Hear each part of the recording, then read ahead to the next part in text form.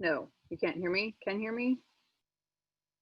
Okay, so I will just speak loudly, even though it looks like I'm muted. You can still hear me.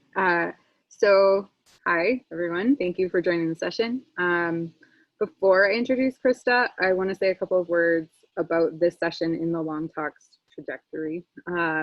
We've been talking over the last 6 months about ecologies, sustainability, economic framings, and what I sort of interpret as bringing a deep rigor to the way that we understand the social and ecological systems we live within, especially when we think about how our communities relate to the global ecological crises, which includes what might be termed social crises because the ecological is also social, is also ecological. So what has come out of a lot, if not all of the discussions that we've had in the library and online has been an emerging clarity that it is our relationship to the world around us that needs to change. And that's at individual, community, and society levels. And that imagining something different from what we live within is often difficult because it's rooted in our fundamental experience of the world, ourselves, and who we are in the world. Worldview is very difficult to see within ourselves. For this reason, many solutions that are offered in popular discourse, like a lot of reforms, green growth, green capitalism, market solutions to problems, green finance, none of these represent a change in ourselves or in our institutions, or a change to the fundamental relationship that we have with land, beings, and humans we share the world with.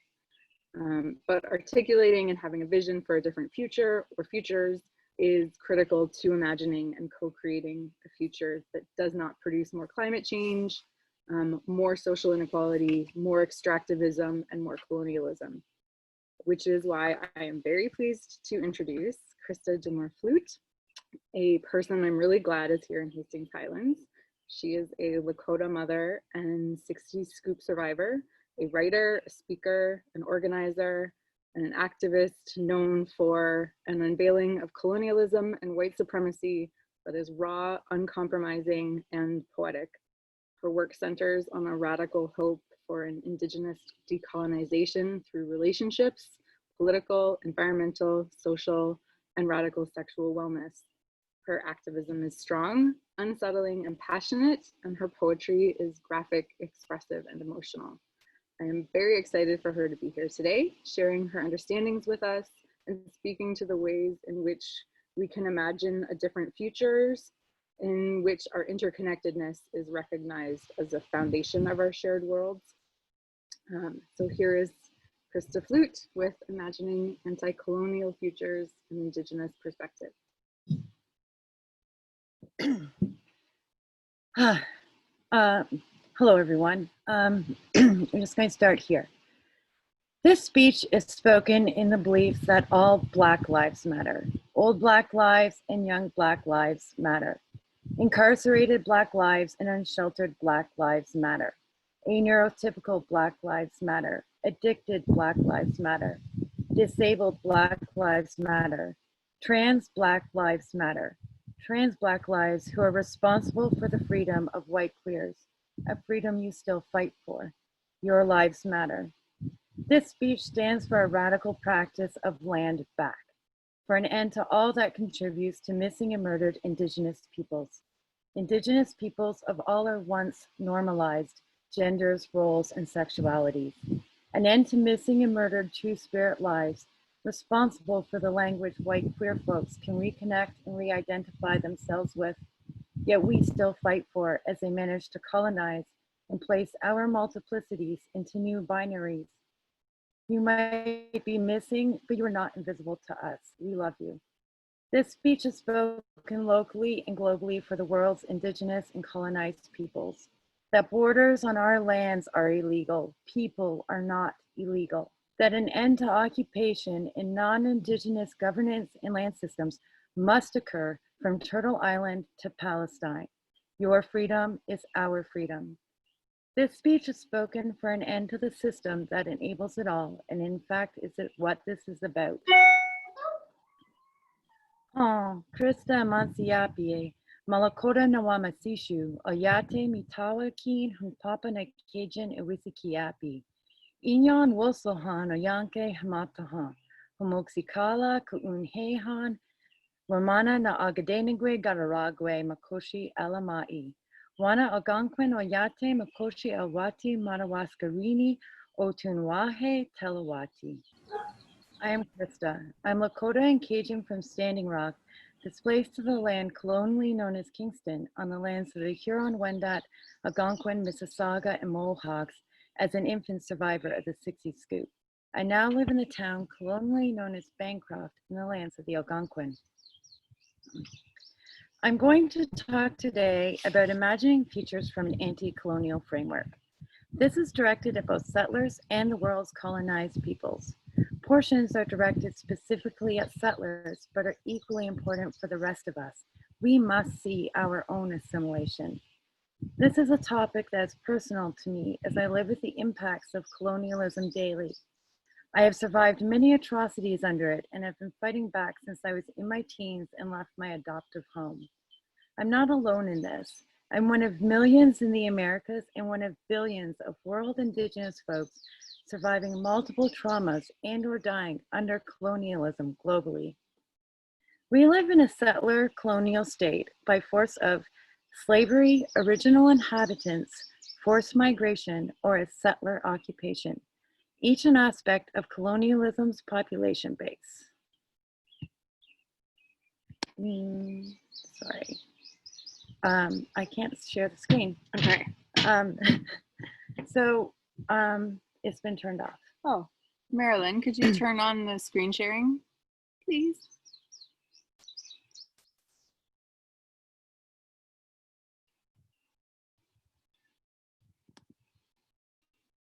Okay, so we're just gonna figure this out for a second. Yay, okay. Beauties.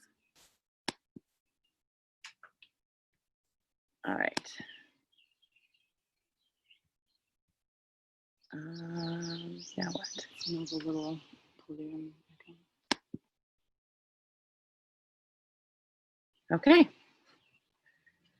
What is colonialism? It is the policy or practice of occupation of another land and people as resources for economic control.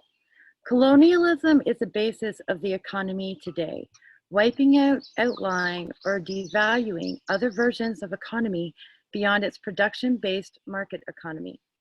That is what Canada is by definition, practice, and ideology. If we hope for a future without oppression, it must be anti-colonial and decolonial. So what do I mean by anti-colonial and decolonial? Well, some like to claim there are many definitions of decolonization.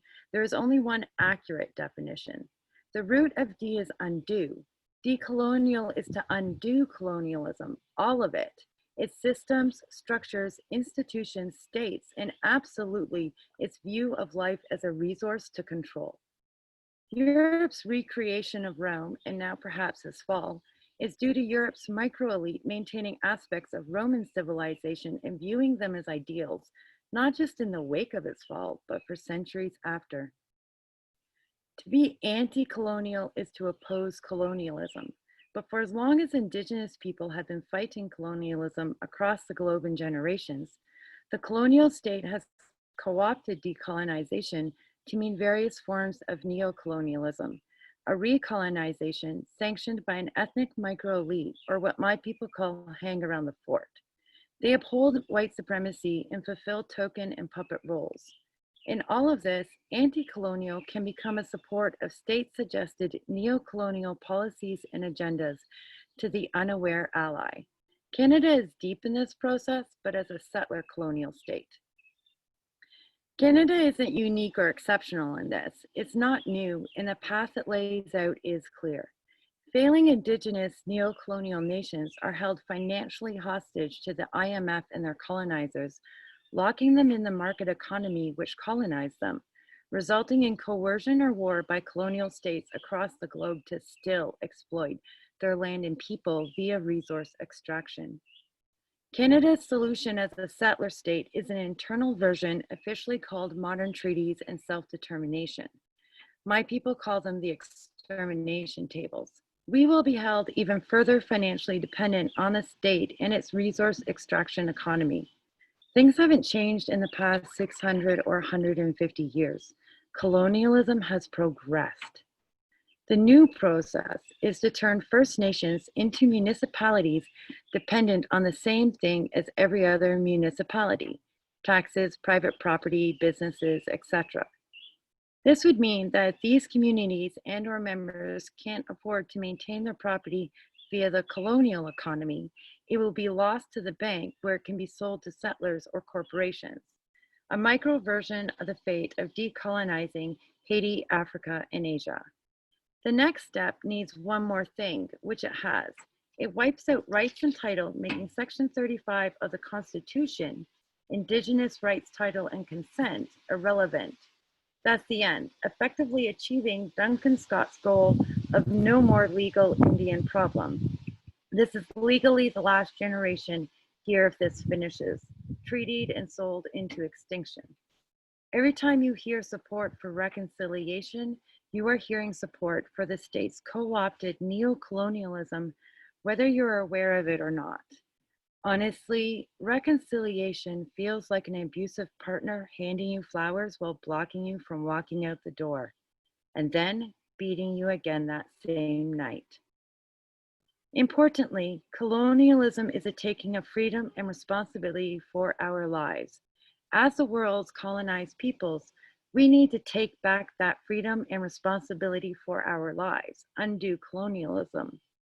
The direction and undoing of colonialism in the lands we stand on, decolonization, is the work of Indigenous people. It has to be. We are of this land. We know this land's ways or laws. We hold the structures and systems. Anti-colonialism, opposing colonialism, would be a variety of things which support Indigenous decolonization and are done by all, actively attacking colonialism and living in opposition to it to erode its foundations. Colonialism is a toxic relationship. As a toxic partner, settlers must begin to unpack and stop these toxic ways if they are to ask colonized peoples to have a healthy relationship. The same goes for this land. We don't have a right to be in relationship with other beings. We have a responsibility to do so. We left the kin relationships of Earth's beings. We don't get to demand it back, nor do we get to demand our newly required patriarchal notions of what that relationship is. We have to come back to behaving as beings who are not toxic. Settlers, having instituted and upheld the structures which force this behavior, most certainly need to adopt radically new, foreign to them behaviors to come in sync with what is considered an appropriate relationship here. And we have to earn our way into intimacy with other beings. As we know, resource extraction doesn't just decimate and harm human populations, but all populations of beings. We come to the point where the beings we are harming the most is the very earth on which we live and the waters that make up 60% of our own existence. Many learned the Lakota term Mini Wachoni, or water its life, during Standing Rock. Mini Wachoni is a term invented for settlers. Mini is my people's word for water. The root of Mini is my, and ni, life. We literally call water my life already. Wachoni translates to an all-inclusive our life. So when we say Mini Wachoni, we are explaining to you an understanding of water, relationships with water. I would like a drink of my life. Wash your hands with my life. They are poisoning my life. Living colonially is destroying our life. We can't just rewind to an imagined settler purity of pioneer days. Those were bloody and destroyed this land as much as it does today. Whole landscapes were cleared. Mass extraction occurred nonstop. Mass extinction of human and non-human beings. Your ancestors were shocked at the abundance we had and then destroyed it. Abundance they refuse to understand we helped in. Pioneer lifestyles are not in relationship to this land. The climate might be similar, the soil might support it, but this land is not the same. This land will never support a European lifestyle without oppression, needing to take from beyond our ecosystems. That is a relationship that belongs nowhere. It's a civilizational level lifestyle only, and that's always been hierarchical and therefore oppressive. The entire thing is a purposeful package, including the ecological destruction causing climate crisis. The ecological destruction causes dependency on what remains, its market or production-based economy. This makes dependency a guaranteed profit. We are forced into the least effective means of survival as it creates the most profit, dependency. When the plains were cleared of buffalo and many humans, we were forced to participate, to clear and sell land. It's not advancement or abundance. Man-made starvation, homelessness, human trafficking, addictions, pandemics, these are issues of civilization. They're created by civilization. That ineffective means of survival increases the destruction of ecosystems to continue its part of the system, participation and dependency on it. That climate crisis, ineffective means of survival and mass production, impacts the colonized, is racial, as it is based on white supremacy and is by design, as it's built into the structure of colonialism. Everything occurs elsewhere, so the impacts do also. This is what we call environmental racism and why climate action is ineffective if not of an anti-racist, anti-oppression, anti-colonial, decolonial orientation. What's occurring is remarkably unoriginal, really. It's not even remarkable in European terms, just this version is. Civilizational forces invade tribal and nation-based people, destroy the land, then force them to farm or labor.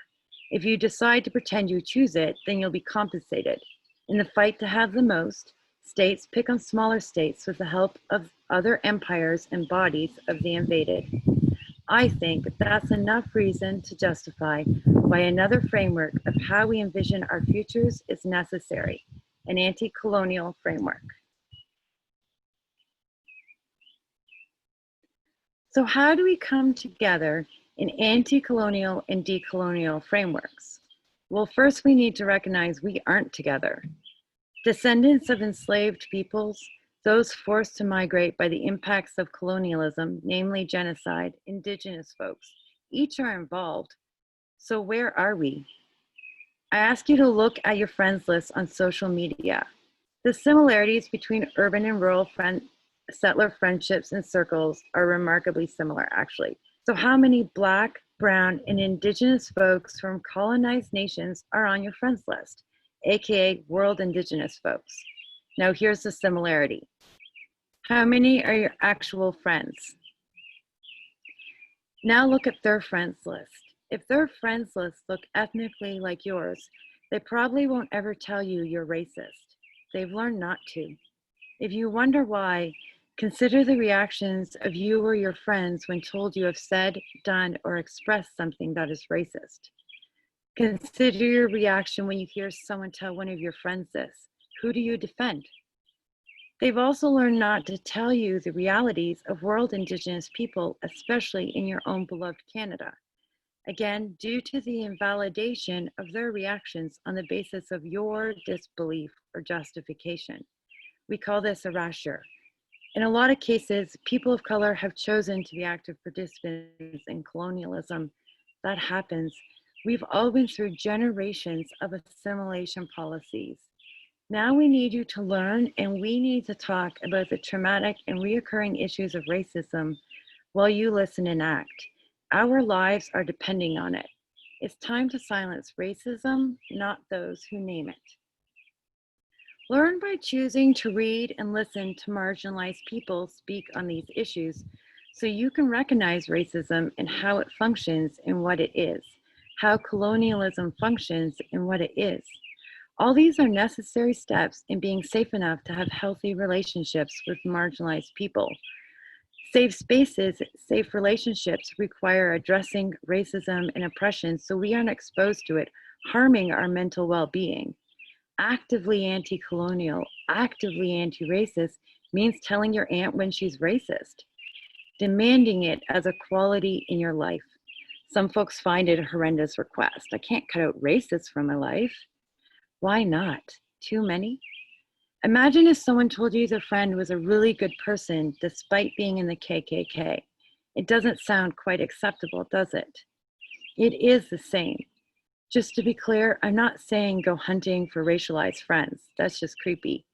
Nor am I saying cut out someone the moment they show their racism. You all have it. Rather be safe individuals and safe community. Educate your skin folk, but do cut out the ones who refuse to learn. We marginalized folks need you to listen when the racism in animal rights and environmentalism is pointed out. Speak up against ableism and racism of anti-vax campaigns. Denounce the white supremacy behind most conspiracy theories related to health and population.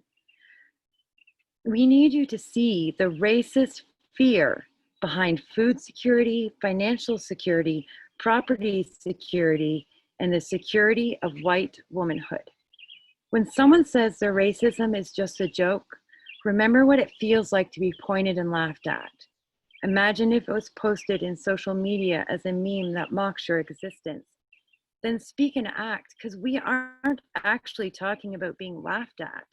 We're talking about lifelong violence and possible murder. Safe spaces. Now, we can't all just sit around and wait for a change in social or local demographics for an ideal anti-colonial conversation. We can't live in a bubble. Self-sustainability is rare in nature. Life is about being intersustainable. Anti-colonial and decolonial actions need to become intertwined in our intersustainable webs. We need to bring each other together. Ultimately, however, racism, white supremacy, oppression are built into the daily functioning of colonialism. So long as the colonial state stands, so does every necessary aspect of its existence. Voting and rights are irrelevant. Laws ultimately uphold states. Politicians uphold states. Colonial politicians, regardless of ethnicity, uphold colonial states. That's their job. We like to think they're idiots, but they have one job. They understand it and are currently accomplishing it. It's time we start understanding it too. So now we want to envision anti-colonial, decolonial frameworks, living in ways that allow for healthy relationships together for our futures as one small part of our ecosystems. We look after each other. We work together where we are all at. We see our survival as intertwined with the equality of survival of all in our ecosystems, and all in our communities and ecosystems, with our neighbors. What needs can we try fulfilling together in healthy ways? We might first look at food, firewood, a portion of shelter, and likely find that by necessity, education has to be included. We start talking about what we can each contribute in these areas to these tasks of living. And this is where we make a change. We collectively ask, how do we alter this plan to bring it outside colonial structures? We look for barriers we have not seen or heard. We check our racism and assimilation into viewing this civilization as holding the only viable supreme options. Where are we collecting our new ideas and information from? Is our learning on these matters replicating white supremacy? Is our learning primarily Eurocentric? Are our sources for education primarily Eurocentric? If we wish to create anti-colonial alternatives, we have to look outside colonialism for the understanding and the learning to do so. The politicians' Green New Deal is still steeped in colonialism. The settler farmers' green resistance is steeped in colonialism too. We reorientate to a thought process based on relationships to life. Look at how we grow food. First, we clear land of all present plant, animal, and insect life. Then we choose what foods will live there for the purpose of providing us, and only us humans, well, those worthy enough to pay for the privilege of food. If other beings feed on it, we call them pests instead of relatives. Yes, we grow animal feed under colonialism for the animals who serve under our control. Indigenous systems work alongside other food cultivators, growing food in areas they belong. Yes, some indigenous nations here did do low levels of farming, but this farming was communal and equivalent to family gardens in size per person in the community. This is very different from settler farming. I'd call it communal gardening. Further south is an ecosystem and culture that provides differently and can't be compared to here. Now, in the past, some indigenous nations in some parts of mid-North America did farm in greater capacity, mound builders. But we have known history of how that harmed life. Deja vu for us. In indigenous systems, we are part of a whole life system and not just a humanist system. We aid other beings in propagating the foods we all eat. Wild rice feeds soils, fowl, fish, and mammals, all of which work together to keep the water clean.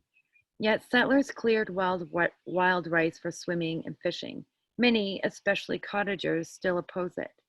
Wild rice was the backbone of many water ecosystems in Canada and the US, from my people in the Dakotas to the lands here of the Algonquin who hold this plant being in high esteem, as it brought them and others back to living with the land's laws.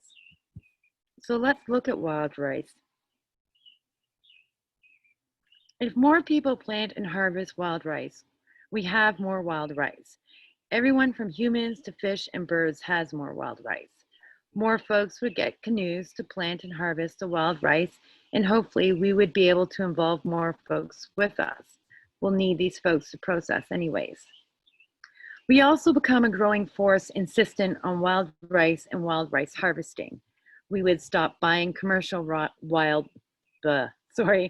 we would stop buying commercial rice, and we would reduce our buying of commercial fish too by increasing the availability of wild fish, by increasing food and habitat for fish via wild rice.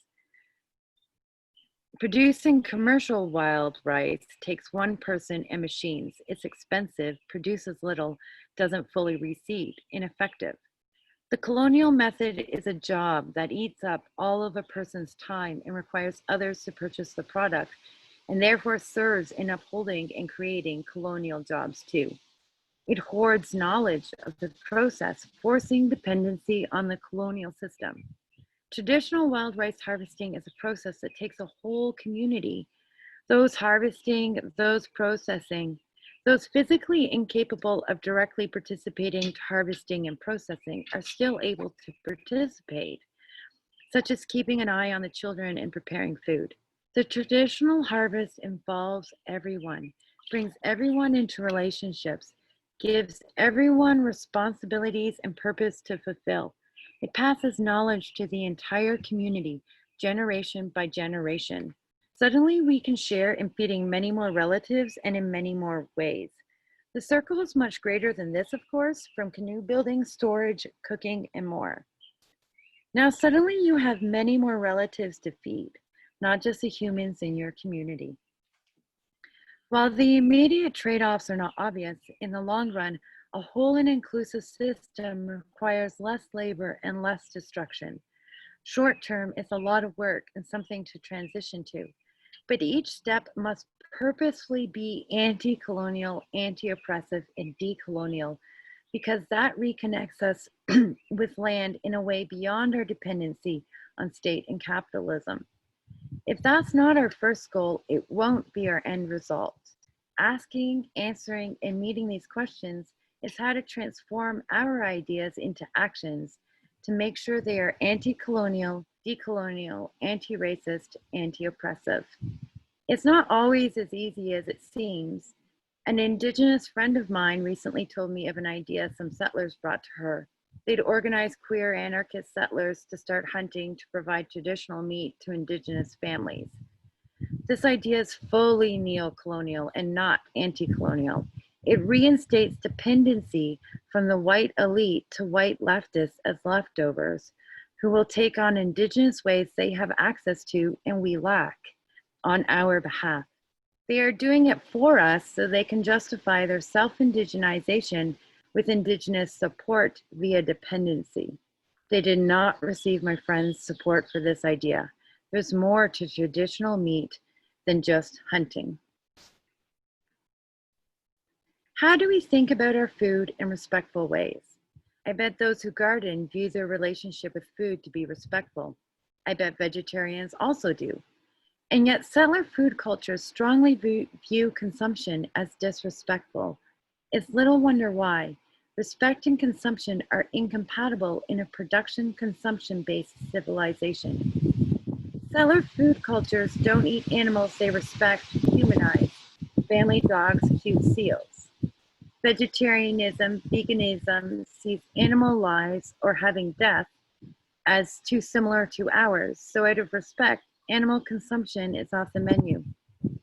Settler society at large shows a complete disregard for plant life beyond consumption as food, as medicine, and shelter. Respect is understanding the plant life and death, truly engaging in acts that give thanks and show respect through the ways we relate to plants' life cycles. There's a lot to know. I'm no expert.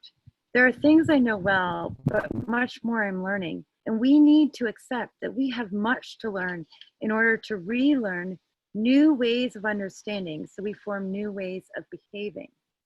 We have to accept we need to keep getting better at it. Like we must accept the inherent racism we experience and see life through. We must understand we don't actually respect plant life within consumption-based lifestyles. This is evident by the fact that most settlers believe they are not taking a life when consuming plants. We need to build relational, full life cycle lifestyles. I've not decolonized successfully before because here I am. It's pretty rare. An example to look to would be the Zapatistas, but their land provides very differently. The Wet'suwet'en are working on it. It's too easy to tell, but they are moving towards decolonization as best as they can figure, one step at a time. I do know the ways of this land are based on different understandings than what we've all experienced in our lives, and that's important. Understanding impacts outcome. And in this situation, we need to understand civilization, colonialism, white supremacy, and the healthy relationships we wish to live in. That's a tall order and will likely take many attempts and redirections. The state, via various levels, corporations, NGOs, all manages our lives and needs. Services they agree to provide are paid for in taxes and market economy, resource extraction, production. Under colonialism, needs are delivered rather than met. When we talk about providing as community in relationships with our ecosystems in opposition to colonialism, outside of colonialism, we're talking about disengagement. Colonialism depends on engagement. Market economies, production, and destruction depends on engagement. White supremacy depends on engagement, or at least complicity, which is largely how we engage in general. We must understand this if we are to understand this is a conversation about active disengagement and active detangling of all the ways the roots of colonialism, oppression, civilization has entangled themselves into every aspect of our lives, whether we see it or not. Priscilla Ybarra, in writing The Good Life, Mexican-American Literature and the Environment, draws on Mignolo and describes decolonial disengagement. In short, decoloniality is a practice of disengaging and dethinking from Western epistemology or theory. Accordingly, we can trace the idea back to the Bandung Conference of 1955, where 29 nations from Africa and Asia, nations that had recently taken a stand against colonization, met in Indonesia to reject the options of both capitalism and communism, as well as to resist the imposition of choosing sides. Unfortunately, the nations who termed the word decolonial at this conference suggested disengagement and rejected being forced into Western civilization's two main forms, were forced to choose one of these two options and have been paying the price to Western civilization and their colonizers ever since. We must understand disengagement isn't an allowed option, and then choose it anyways. Opposing colonialism opposing colonial systems to undermine them at their weak point, engagement, disengagement. The purpose being to help erode the colonial system and structures while building alternative options, because the colonial system is destructive and kills in an oppressive trajectory. So let's look at some of the key points of oppression in the systems we want to disengage from. Do they meet all of this? Have our priorities whitewashed our disengagement? Earlier, I suggested food, firewood as part of shelter, and education learning as starting points. I chose those based on where this talk is located in Hastings Highlands. Food is first to the minds of most. Food is distributed in oppressive forms that have been colonized. Hungry people go to jail for stealing food. Firewood is used by many in the area and was used traditionally. It's an impressive cost for many people, and especially in today's home styles, they are so not efficient. Furthermore, it's a resource seen as largely belonging to the state, who reaps live wood. Education is open to all, but economics and race impact the system, which will determine life worthiness later on. While on the surface, these fit the bill, I would suggest that this top 3 list is Eurocentric. Health and security are systems settlers tend to worry will disappear without the state. Whereas for world indigenous peoples, these are the systems we are most frequently harmed by.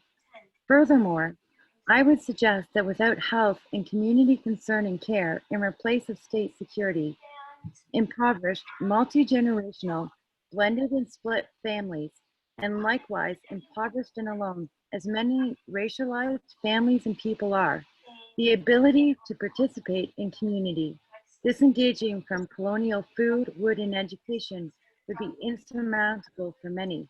And more than likely, news of it won't reach most of the lowest socioeconomic, especially racialized in class without intent. This has to start with us and our needs, including health as well as community care and concern in food, wood, and education learning can become seamless, but it requires relationships. Until privilege understands the anxiety of going to a doctor or the hospital, because it will all be blamed on your blood pressure, diabetes, weight, or are you sure you don't use drugs? Until privilege understands calling the cops on an abusive partner means the other partner loses the kids, that a mental health call is a full cop takedown and possible murder, disengagement from colonialism isn't occurring with intent and won't be the end result. We need relationships to know how to care for each other. We need to see that a single parent doesn't want the food you enjoy growing dropped off. Rather, they want the ability to choose to be involved. Without a relationship, all these needs will require requests that need to be granted. Within a relationship, we hear and understand needs and abilities and meet them. We want to meet them and we want to be involved. Part of having good relationships is the need to realize that what's been promoted as good in the eyes of settlers under colonialism has been the exact opposite experience for colonized people, and that is by design. This is white supremacy, that by design, you will have a visceral reaction when people of color say they've never met a good cop, never personally had a kind teacher, or always felt dehumanized by nurses. These are your heroes. These are our school to prison pipeline and death by neglect.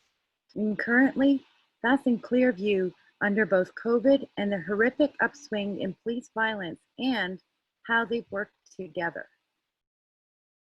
What is the fallout of disengagement? Well, as we've been seeing, is twofold. Increased instability of systems dependent on engagement,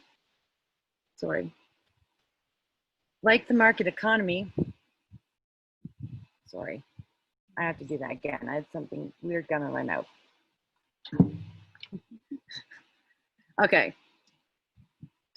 Increased instability of systems dependent on engagement, like the market economy, and then a push to reinforce engagement from the bottom up. Say this community disengages 35% from food, heat, education, health, and security. Will the school remain open? Will it still make sense for the well-being of your community for it to remain open? What sanctions will be suggested to keep it open by those attached to colonial institutions? How accessible are the alternatives we've developed? Are we willing to defend disengagement, defend anti-colonialism and decolonization? We must become willing to defend, to prepare to defend a complete end to oppression, because vulnerable families are more likely to be sanctioned, targeted, and punished. This isn't speculation. The colonial system has forced us as colonized peoples to engage. When American police stations, the house of the institution created as slave catchers, are burned in response to ongoing police murders of Black folks over 150 years later, that is an act of forceful disengagement from one system within a whole. The response from the state and those who believe in the system has three offers. One, the fascist violent response to forcefully maintain the oppressive norms of white supremacy. Two, the neoliberal bowed knees to assure the settler masses nothing will truly change if they just take a silent moment. Three, the neo-colonial appeal to meet partway, but most certainly maintain the white supremacist state. This is the response to defund the police, but rebuild a suitable replacement with leaders of color, aka Fanon's ethnic micro-elite. If you believe colonial leaders can create a better security system this time, I remind you that emancipation from the settler state brought us this current prison and police system globally. This has to go all the way, folks, and yet we lack the alternatives or much of the analysis of how frequently one oppressed peoples repeats the downfalls of each one before us. It will hurt feelings. It will end jobs. To end oppression is to take away privilege. It is absolutely a sacrifice. If I say, go put post-it notes on everything you have that comes from white supremacy, we see headlines on post-it notes disappearing off shelves because folks would need so many. Are you willing to sacrifice to end white supremacy, to end any privilege you have over others? Will you let your business burn as your price to end oppression? Colonial states function as corporations. Canada, in fact, started as one, the HBC. The market economy is the measure of the colonial state's existence. Everything extracted, produced, traded is done on the backbone of white supremacy. Dominance enshrined by Roman Catholic law in the doctrine of discovery, which still stands today and has built Euro-Western civilization. While many like to think we are far removed, most Enlightenment thinkers believed in the doctrine of discovery and are responsible for much of the spine of Euro-Western leftist understanding. The history of decolonizing people of Africa, Asia, and Latin America is that even the civilizational leftists will exile, imprison, or execute those who practice radical disengagement and decolonization. Hear this as the early rumblings when micro-elite token leaders called for victims to be peaceful. We need to create alternatives with an intent purposeful enough to defend from a learning outside of colonialism, and we need to face sacrifice in creation, maintenance, defense, and settler ego. There is another part of what we must disengage from, the part mentioned in every other aspect. The reason marginalized folks are forced to engage: money, wealth, the market economy, individual numerical measures of what we're allowed, hierarchy. By disengaging from white supremacy, we are disengaging from measures of worth. An indigenist who's recently passed and whose name I won't read aloud till next year, in locating an indigenous anarchism, reminded us, we will need to clear it of the fuel that would end up repeating the problems we are currently having. We can't keep hierarchical measures of worth and not repeat a horror like today's ongoing white supremacy. We cannot fight for inclusion in the American dream. Anti-colonial disengagement in support of decolonization must be complete in order to wipe out the monsters of the past. Disengaging affects the bank accounts of money makers as we stop giving them money, disengage from the obvious market economy of food, etc. But they will adjust. It's what they do. We have to understand how it works. If we still trade money or a replacement of it, including barter, we are still engaging in their system of capital. Living for all our relations is about trading needs seamlessly from where it is to where it's needed. We gift it. This is how we came to be called Indian givers, by doing this. So colonialism devalued this concept of gifting. By disengaging not just from the money makers, but from their system, market economy, measures of hierarchy, supremacy, we devalue it. We devalue a system based on hierarchical value. We devalue white supremacy if we do it in anti-colonial, decolonial understandings, action, defense, and intent. If we were to radically shift our understanding of health, abundance, relationships, we shift our understanding of privilege. We might come to understand the burden white privilege and survival under it requires. A lot of folks are awakening to the need for a new normal. Others are pushing for an increased force of engagement from others to maintain their individual normal. There has been riots for and against white supremacy. Let's not just pause or rewind or with complicity allow a push forward. Let's rebirth, which does necessitate first a death of colonialism, Western civilization, and understanding. Rebirth a world free of colonialism and its atrocities. Rebirth new thought processes, learning, and understandings. Create systems and structures that overcome disadvantages, are free of oppression, bringing us into whole relationships, gifting the continuation of life over and over.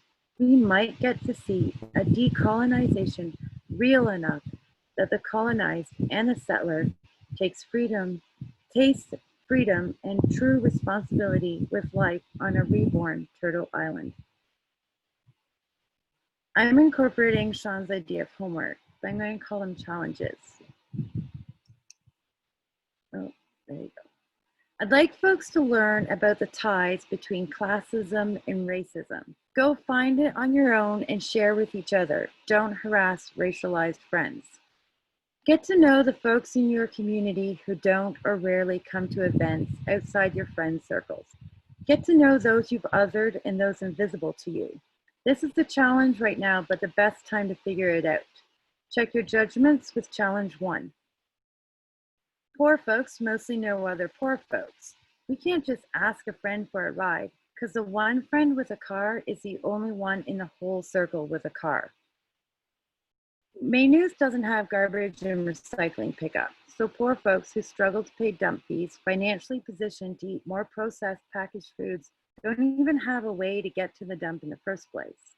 I challenge folks to build relationships that will solve this problem without funding, without the state, social workers, or rules to receive help. Start with the problems that least impact you. Wopia.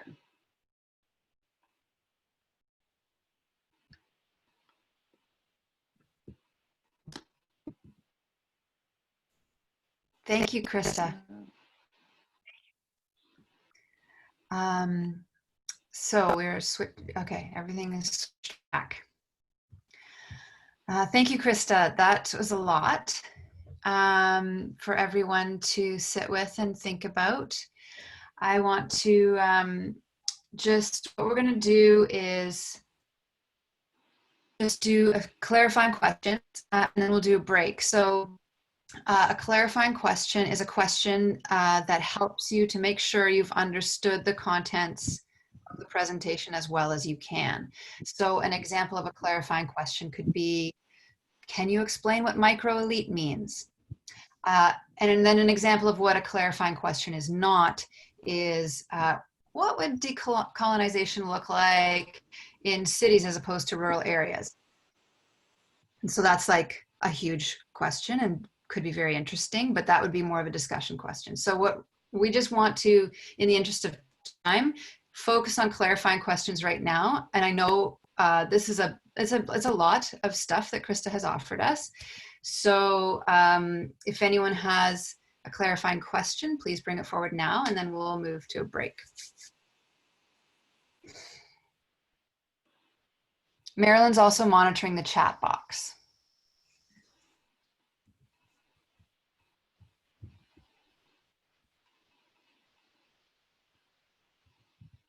Okay. Seems like perhaps we will, there may be clarifying questions that come into the discussion period as well. And so we were thinking we would take 7 minutes. We can reconvene at, I'm going to round it up to 8. We'll reconvene at 1:05. And I just want to say that we're not going to do breakout groups as we have done in the past. We'll